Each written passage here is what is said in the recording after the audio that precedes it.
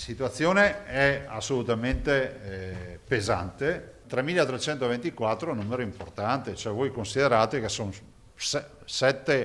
quasi 7 ospedali grandi di provincia che se ne vanno e sono dedicati, orientati, tutti formatati per il paziente Covid. Non si allenta la pressione sugli ospedali veneti con le terapie intensive che sono in linea rispetto al picco di marzo, ma con i ricoveri in area non critica che sono un terzo in più rispetto alla prima ondata. E oggi arriva anche un dato molto alto legato ai decessi delle ultime 24 ore, numero che va però letto con una considerazione. Sono 165, ma vi dico, poi fate quello che volete, però l'onestà intellettuale è di dire che qui abbiamo dati caricati tardivamente. Intanto ieri dall'incontro con il sindaci sono emerse posizioni diverse tra i primi cittadini, uniti però da una considerazione comune. Le misure sono direttamente proporzionali alla quantità di ristori che potremmo essere sicuri di avere.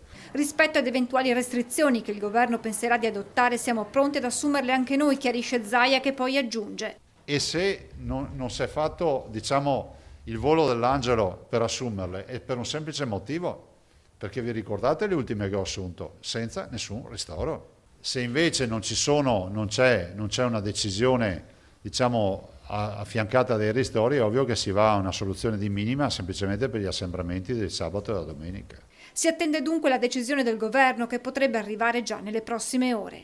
Non provvediamo ancora a scelte autonome per un semplice motivo che è partita un'interlocuzione di tutte le regioni italiane con il governo, sentendo sia il governo che i colleghi.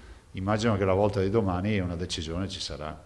Ed è notizia di oggi che l'approvazione del vaccino anti-Covid da parte dell'Agenzia Europea per i Medicinali potrebbe arrivare entro Natale, anticipando dunque i tempi previsti. Noi siamo qui che preghiamo che arrivino i vaccini, ma preghiamo veramente, perché se arrivano i vaccini almeno abbiamo un raggio di sole in questa tragedia.